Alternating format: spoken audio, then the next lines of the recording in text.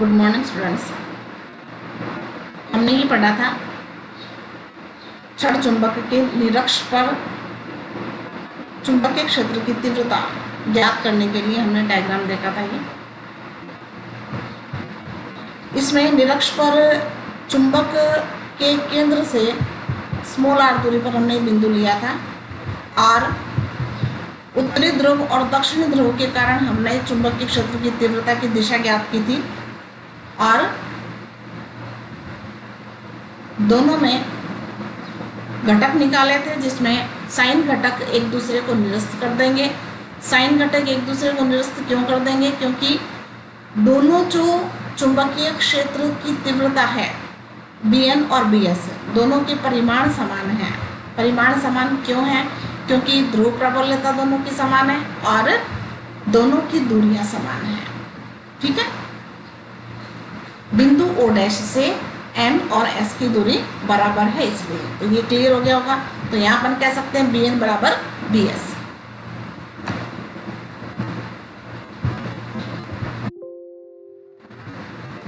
अतः ऊर्ध्वाधर घटक परस्पर निरस्त हो जाएंगे, इसलिए परिणामी जो है वो ठोस घटक के योग के बराबर होगा। यहाँ देखिए डायग्राम में ये Bn साइन थीटा और ये Bs साइन थीटा, ये दोनों कैंसिल हो जाएंगे। क्यों? क्योंकि Bn और Bs बराबर है और साइन थीटा वैसे बराबर है, तो ये दोनों तो निरस्त हो जाएंगे। परिणामी कहाँ होगा? कोस घटक की दिशा में।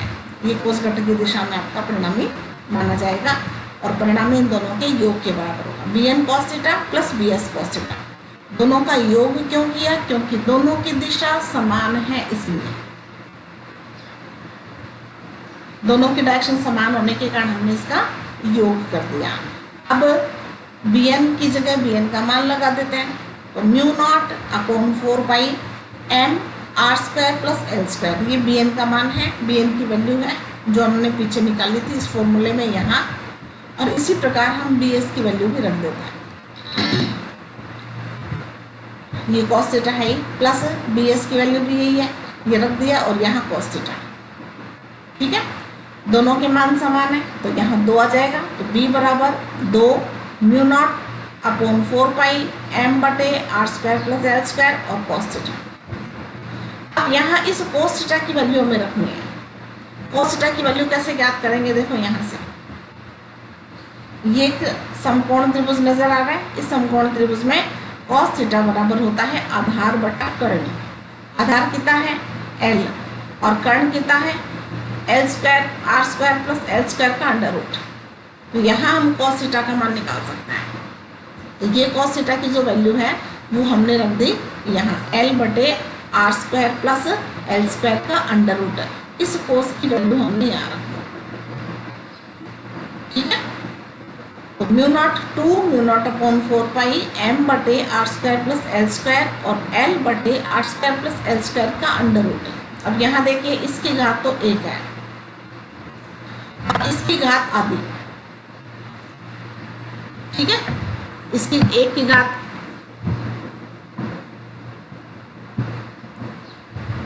r square plus l square की घात 1 है और यहाँ इसकी घात हाफ है। तो 1 1 और ये हाफ दोनों जोड़ देंगे, आधार समान है तो ये आपका आ जाएगा म्यू नॉट अपॉन 4 पाई। जो 2 आगे था उसको अपन पीछे ले गए, ये हमारे पास में 2 यहाँ था, इस 2 को हम इस l के पास ले गए तो m गुणा 2l आ जाएगा। m गुणा 2l अपॉन में r square plus l square की पावर 3 बटा 2, मैंने कहा ना 1 और आधा दोनों को जोड़ देंगे तो यह आ जाएगा 3 बटा 2। m गुणा 12 किसका फॉर्मूला है? कैपिटल M का।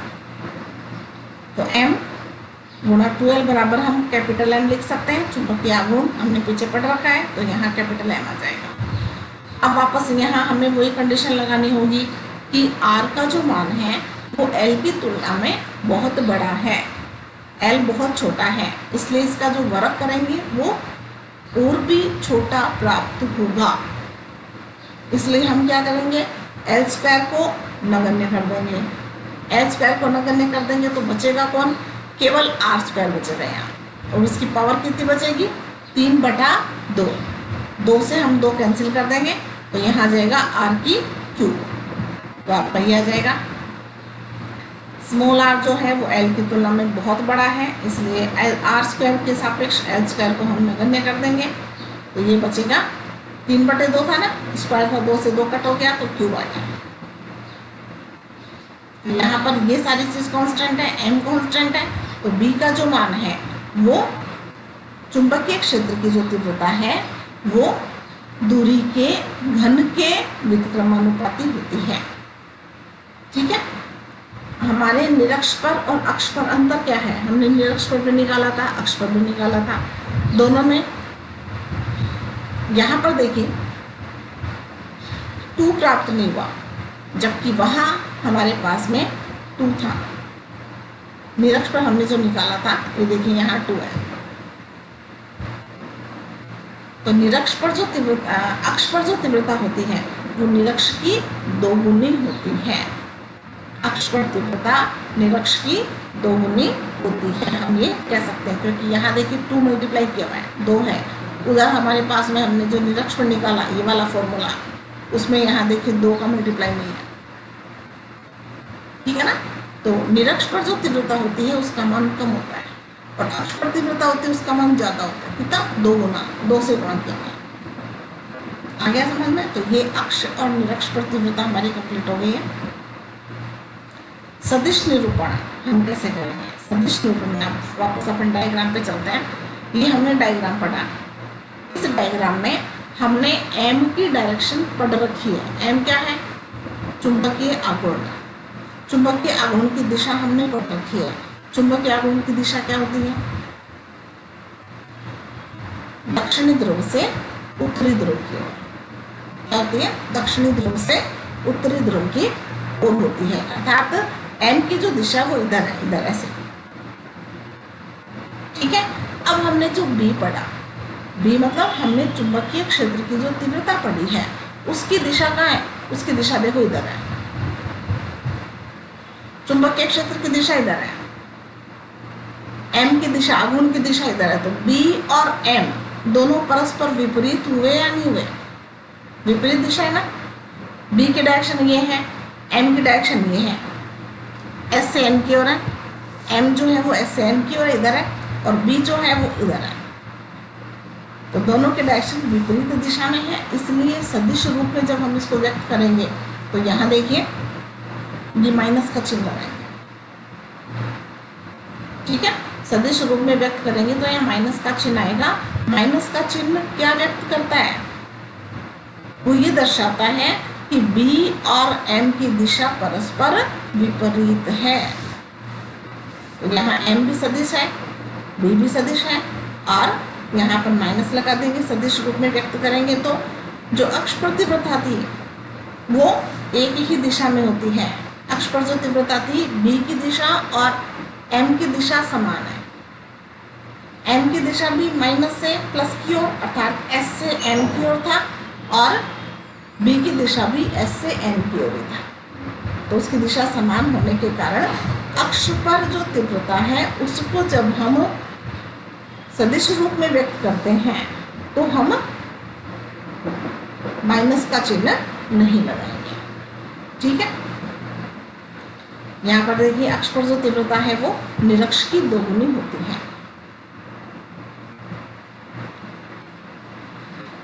अब हमारा जो अगला बिंदु है, हमने अक्ष पर और निरक्ष पर तीव्रता पढ़ ली, चुंबकीय आघूर्ण के बारे में पढ़ लिया। मैंने पहले भी कहा था, मैं रोजाना कहती हूँ कि ये जो चैप्टर है वो फर्स्ट चैप्टर का सिमिलर है। पहला जो चैप्टर हमने पढ़ा एकदम वैसा ही है और बिल्कुल आसान चैप्टर है। आप यही मानकर चलिए कि आपके पहले लेसन का रिवीजन हो रहा है, पहले चैप्टर को आप रिवाइज कर रहे हैं। ठीक है, कुछ राशियां जो हमारे सामने अभी तक आई हैं उनको अगर अपन देखें तो उनमें अपन ये कह सकते हैं कि जो कैपिटल ई है वहां पर अपन ने विद्युत क्षेत्र के लिए जो कैपिटल ई लिया उसको हम यहाँ क्या ले रहे हैं? उसको हम यहाँ ले रहे हैं कैपिटल बी।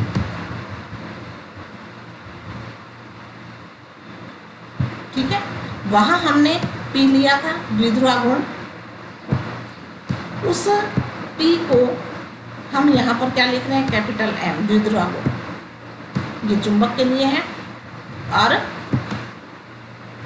ये विद्युत के लिए था। वहां पर अपन ने स्मॉल ए लिया था और स्मॉल ए की जगह यहां पर अपन लेंगे एल।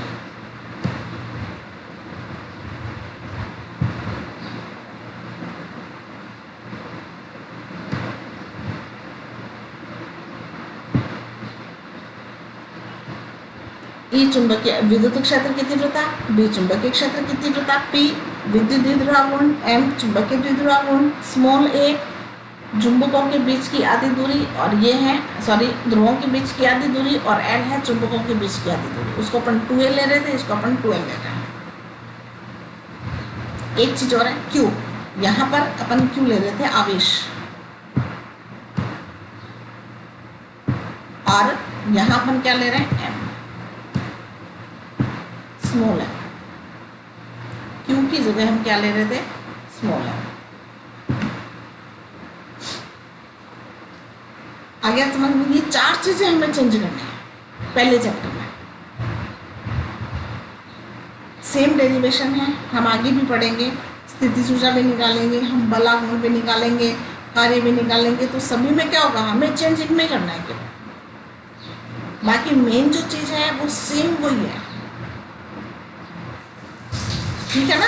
तो आप ये मानकर चलिए कि आपने अगर पहले लेसन का वीडियो नहीं देखा है तो मैं ये लेसन भी आपको डिटेल में ही समझा रही हूँ। मैं ये समझकर नहीं समझा रही कि आपका ये समझा हुआ है, आपको ये आता है, मैं ये बिल्कुल भी मानकर नहीं चल रही। मैं एकदम शुरू से स्टार्टिंग से आपको वापस समझा रही हूँ। तो जिन बच्चों ने अगर फर्स्ट लेसन नहीं भी पढ़ा है, मान लो आपके जुड़ने में, स्कूल से जुड़ने में या वीडियो देखने में आपको मान लो लेट हो गई है, आप व्यवस्था में लगे हुए थे, किसी भी कारण से आप अगर नहीं देख पाए हैं, तो अब ये लेसन जो है वो पहले लेसन का ही एक दूसरा रूप है। ठीक है। तो जो जो पदों में, टर्म में जो चेंज आया था वो मैंने आपको बता दिया है कि हमें इन्हें चेंज करना है इन पदों में, और बाकी जो और चेंज आएंगे वो अपन आगे पढ़ लेंगे। अब तक अपन इतना चेंज पढ़े हैं। अब समचुंबकीय क्षेत्र में क्षण चुंबक पर बल एवं बलागुण। एक समचुंबकीय क्षेत्र है, उस समचुंबकीय क्षेत्र में एक दंड चुंबक है। उस दंड चुंबक को हम अगर घुमाते हैं तो घुमाने पर उस पर एक बल आघूर्ण कार्य करता है। अब बल आघूर्ण इस प्रकार से कार्य करेगा, कोई भी समचुंबकीय क्षेत्र है, समचुंबकीय क्षेत्र में चुंबकीय क्षेत्र की जो दिशा होती है, चुंबकीय क्षेत्र की दिशा क्या होगी, अपन ने विद्युत के लिए पढ़ा था। मैं थोड़ा सा विद्युत क्षेत्र का भी रिवीजन कर दूं। विद्युत क्षेत्र में जो क्षेत्र रेखाएं थी उसमें धनात्मक आवेश की जो दिशा है वो चुंबकीय क्षेत्र की दिशा में थी। धनात्मक आवेश चुंबकीय क्षेत्र की दिशा में गति करता है, चुंबकीय क्षेत्र की दिशा में उस पर बल लगता है, और ऋणात्मक आवेश पर चुंबकीय क्षेत्र की विपरीत दिशा में बल लगता है। ठीक उसी प्रकार यहाँ पर भी क्या है, यहाँ पर अपन जो धन भाग मानते हैं, जो धनात्मक सिरा मानते हैं, वो उत्तरी ध्रुव को मानते हैं। तो उत्तरी ध्रुव पर जो बल लगेगा वो कहाँ लगेगा, चुंबकीय क्षेत्र की दिशा में।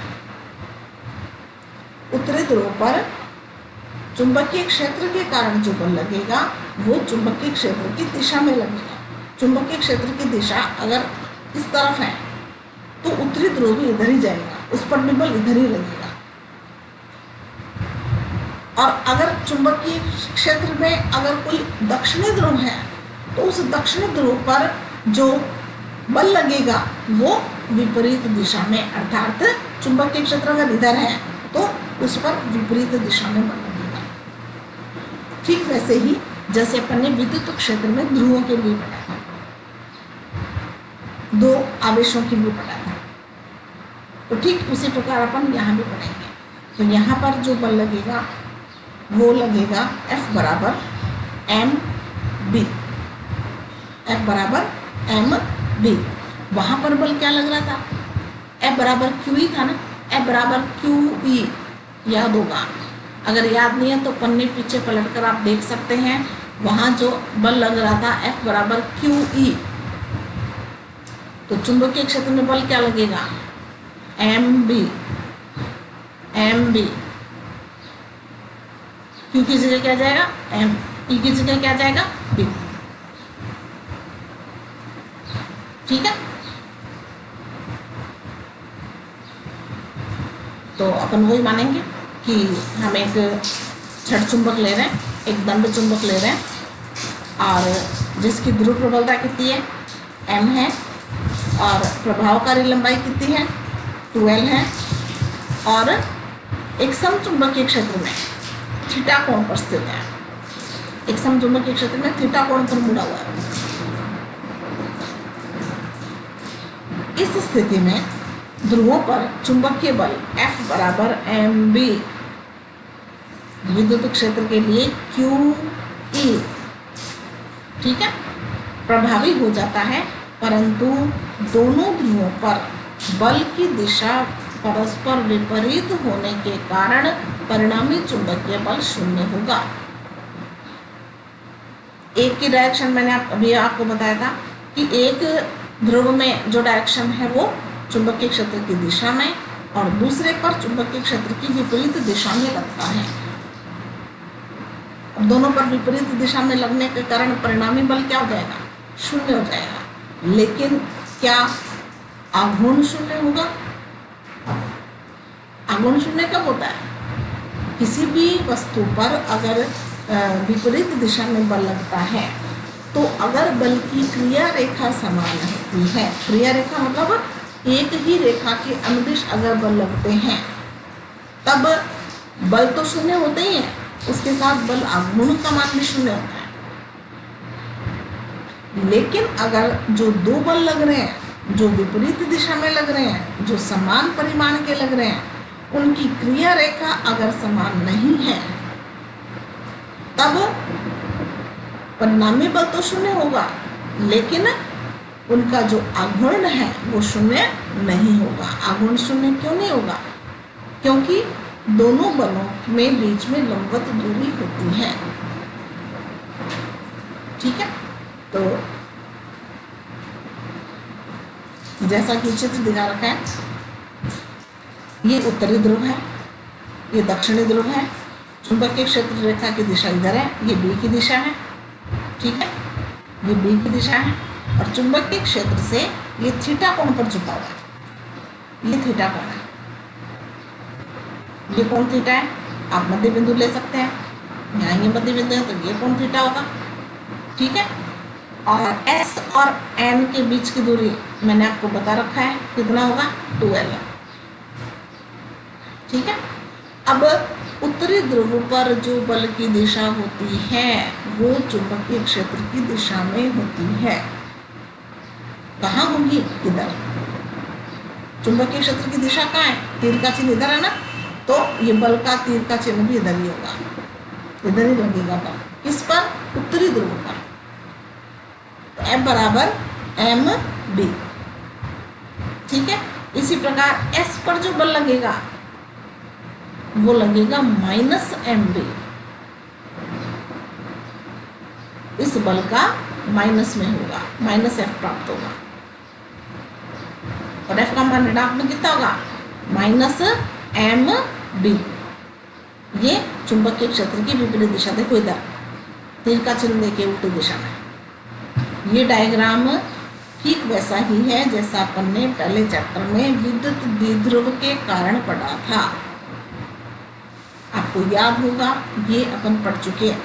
ये चुंबक के लिए है, हमने विद्युत द्विध्रुव के लिए पढ़ा था इसको। आया समझ में?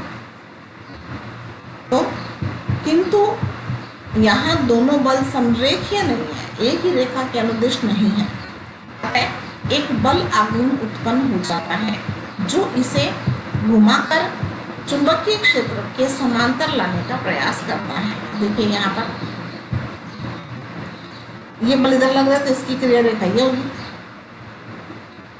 ये बल इधर लग रहा है तो इसकी क्रिया रेखा ये होगी।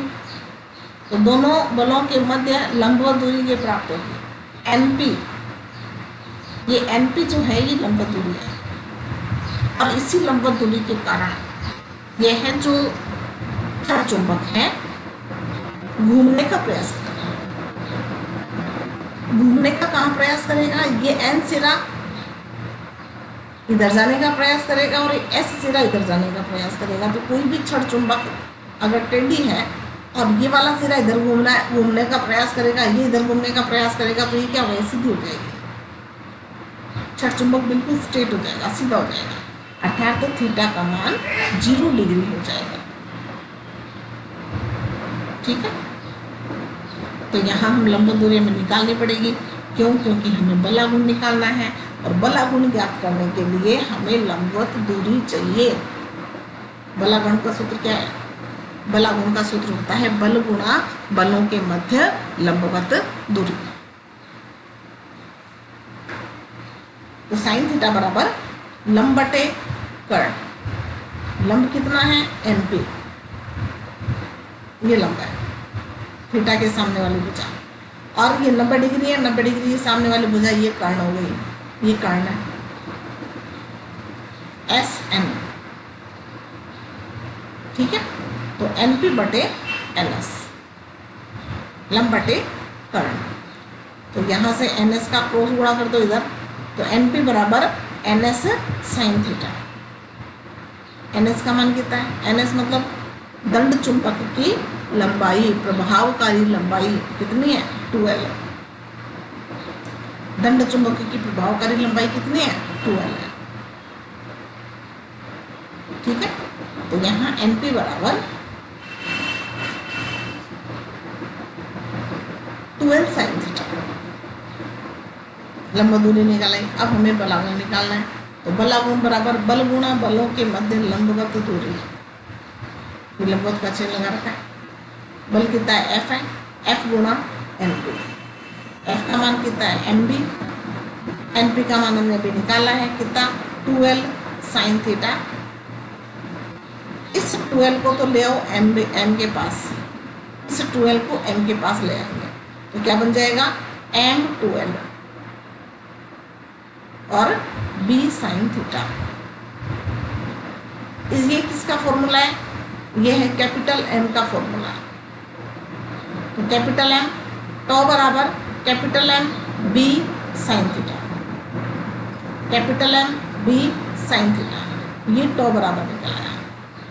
अब हमें पता है इसको जब अपन सदिश रूप में व्यक्त करेंगे तो हमें साइन थीटा को हटाना पड़ेगा, और जब साइन थीटा हटाया जाता है तो क्या परिवर्तन लाना है ये आप जानते हैं। साइन थीटा हटता है तो क्या आएगा? क्रॉस। जब कॉस थीटा हटता है तो क्या आता है? डॉट। तो सदिश रूप में जब अपन व्यक्त करते हैं इसको, तो टो बराबर M सदिश क्रॉस B सदिश। अब कंडीशन में वही 0 डिग्री या पाई डिग्री, 0 या 180, या तो 0 डिग्री हो, कोई भी क्षण चुंबक है, या तो ऐसे हो और या घूमकर ऐसे हो। दोनों स्थितियों में जो बल लगेगा वो विपरीत दिशा में लगेगा और संरेखीय होगा, एक ही रेखा में होगा। कोई भी जैसे क्षण चुंबक है, कोई भी क्षण चुंबक है, इस क्षण चुंबक पर एक बल इधर लग रहा है, दूसरा इधर लग रहा है, तो दोनों की क्रिया रेखा सेम हो गई। दोनों की क्रिया रेखा सेम है तो क्या होगा? बल निरस्त हो जाएंगे और आघूर्ण भी 0 होगा। ठीक है, तो पहली कंडीशन, यदि थीटा बराबर 0 अथवा पाई हो तो यहाँ पर ये कोण या तो 0 हो, मतलब ये वाला इधर हो घुमा हुआ बिल्कुल स्ट्रेट हो, या 180 डिग्री के कोण पर ये वाला सिरा जो है ये यहाँ हो, तो 180 डिग्री कोण आ जाएगा। और ये वाला यहाँ अगर है तो 0 डिग्री आ जाएगा। दोनों स्थितियों में साइन थीटा का मान क्या होगा? 0। अगर थीटा का मान हम 0 रखें तब भी 0, अगर पाई रखेंगे तब भी 0। तो बराबर क्या आ जाएगा? यहाँ देखिए, अगर साइन थीटा का मान 0 है, इसकी वैल्यू अगर अपन 0 कर दें तो पूरा 0 हो जाएगा, मतलब बलागुण 0। मैंने जैसे बताया कहीं भी किसी भी स्थिति में अगर बल संरेखीय हैं, एक ही रेखा के अनुदिश लगते हैं, तब परिणामी बल शून्य होगा और परिणामी जो आघूर्ण होगा, आघूर्ण उत्पन्न ही नहीं होगा, आघूर्ण का मान भी 0 होगा। ठीक है। दूसरी कंडीशन पे थीटा बराबर पाई बटे 2, 90 डिग्री। 90 डिग्री का मतलब क्या हुआ? ये वाला जो है ना वो यहाँ हो, यहाँ, और एस यहाँ, ऐसे चुंबक अगर रखा हुआ है, इस प्रकार से अगर चुंबक रखा हुआ होगा तो क्या होगा? एन पर बल इधर लगेगा और यहाँ जो एस है उस पर बल इधर लगेगा। तो दोनों बलों के मध्य जो मैक्सिमम दूरी हो सकती है वो 12 है। दो बलों के मध्य अधिकतम दूरी कितनी हो सकती है इस स्थिति में? 12 हो सकती है ना। तो ज़्यादा से ज़्यादा दूरी है, एम भी तो कांस्टेंट है भाई। आप किसी भी कंडीशन में इसको घुमा लो, कहीं भी घुमा लो, ये अगर इस स्थिति में है तब भी बल एम भी लगेगा, अगर इसको आप सीधा कर दो तब भी बल एम भी लगेगा, थीटा का मान कम कर दो तब भी एम भी लगेगा, थीटा का मान थोड़ा सा ज़्यादा कर दो तब भी एम भी लगेगा। निर्भर किस पे कर रहा है? थीटा पे। थीटा का मान ज़्यादा होगा, ज़्यादा का मतलब जैसे मान लो 90 डिग्री के लिए ले रहा है तो साइन 90 का मान 1 होता है सबसे ज़्यादा। साइन थीटा की वैल्यू सबसे ज़्यादा कहाँ होती है? 90 डिग्री पर। तो 90 डिग्री का जब मान निकालेंगे तो उस कंडीशन में साइन थीटा का मान अधिकतम होने के कारण टो भी क्या होगा? अधिकतम होगा, बलागुण भी अधिकतम प्राप्त होगा। थीटा बराबर पाई बटे 2 होने पर साइन थीटा का मान 1 होगा, तो मैक्सिमम प्राप्त होगा और कितना होगा? एम बी, कैपिटल एम आएगा यहाँ। क्या समझ में? ये तीनों कंडीशन हम चुंबकीय क्षेत्र के लिए पढ़ चुके हैं। वहां हमारे पास सूत्र क्या था? एम की जगह क्या जाएगा? पी, बी की जगह क्या जाएगा? कैपिटल ई, पढ़ा था ना अपन ने। तो ये सेम वही है। अब हमारा जो अगला हेडिंग है वो है चुंबकीय स्थितिज ऊर्जा। हमने पीछे विद्युत स्थितिज ऊर्जा पढ़ी थी। थोड़ा थोड़ा तो आपको रिवीजन करना पड़ेगा पीछे वाला, ठीक है ना। स्थितिज ऊर्जा किसी भी स्थिति में अपन पढ़े तो स्थितिज ऊर्जा कब उत्पन्न होती है? वस्तु की स्थिति के कारण। स्थितिज ऊर्जा किसी भी संदर्भ में अगर अपन परिभाषित करते हैं तो वह वस्तु की स्थिति के कारण उत्पन्न होती है। जब किसी भी वस्तु पर कार्य किया जाता है तो वही कार्य स्थितिज ऊर्जा के रूप में इकट्ठा हो जाता है, संचित हो जाता है उसके अंदर। तो यहाँ पर चुंबकीय क्षेत्र के लिए भी वही कंडीशन है। चुंबकीय क्षेत्र में स्थिति के कारण संचित ऊर्जा को चुंबकीय स्थितिज ऊर्जा कहते हैं। अथवा किसी क्षण चुंबक को चुंबकीय क्षेत्र में स्थापित करने के लिए, चुंबकीय क्षेत्र में लाने के लिए, कोई भी क्षण चुंबक है, उस क्षण चुंबक को हम चुंबकीय क्षेत्र में ले जा रहे हैं तो बल लगेगा उस पर, निश्चित रूप से लगेगा। उत्तरी ध्रुव पर भी लगेगा, इसके दक्षिणी ध्रुव पर भी लगेगा ना। तो दोनों ध्रुवों पर जो बल लग रहा है, जो बल लग रहा है उसके लिए हमें उस पर कार्य करना पड़ेगा, और किया गया जो कार्य है वही स्थितिज ऊर्जा के रूप में संचित रहता है। ठीक है। तो हमने जो कार्य की परिभाषा पढ़ी थी वो पढ़ी थी बल गुणा विस्थापन, पढ़ी थी ना, कार्य बराबर बल गुणा विस्थापन। लेकिन यहाँ पर हम किसी भी चुंबकीय क्षेत्र में उस चुंबक को हम थीटा कोण पर घुमा रहे हैं। जब थीटा कोण पर घुमाया जाता है तो रेखीय गति न होकर घूर्णन गति हो जाती है, और जब घूर्णन गति होती है तो बल की जगह हम क्या लिखते हैं? बल आघूर्ण। और विस्थापन की जगह क्या लिखते हैं? कोणीय विस्थापन। याद होगा 11वीं क्लास की बातें हैं ये। बल की जगह बल आघूर्ण। जब कोई भी वस्तु अपनी अक्ष पर अक्ष के सापेक्ष, अक्ष के परितः अगर घूमती है तो बल की जगह बल आघूर्ण लगता है, बल आघूर्ण उत्पन्न होता है और विस्थापन होगा, कोणीय स्थिति में विस्थापन होगा। ठीक है, तो यहां पर किसी भी छड़ चुंबक को चुंबकीय क्षेत्र में स्थापित करने के लिए बल आघूर्ण टॉ के विरुद्ध किया गया कार्य ही स्थितिज ऊर्जा के रूप में संचित रहता है और उसे ही हम क्या कहेंगे, चुंबकीय स्थितिज ऊर्जा। और कार्य किसके बराबर होगा, बल गुणा विस्थापन को क्या लिखेंगे, जब बल आघूर्ण उत्पन्न हो रहा है कार्य बराबर बल आघूर्ण गुणा कोणीय विस्थापन। ठीक है, तो आज के लिए इतना काफी है, आप यहाँ तक कीजिए, उसके बाद कल इसका अपन डेरिवेशन पढ़ेंगे, वही डेरिवेशन जो आप एक बार पढ़ चुके हैं विद्युत क्षेत्र के लिए, लेकिन हम दोबारा पढ़ेंगे इसको चुंबकीय क्षेत्र के लिए। आपका रिवीजन हो जाएगा, जिन बच्चों ने नहीं पढ़ा उनका उनसे पढ़ा जाएगा। ठीक है, तो आज के लिए इतना काफी है, धन्यवाद।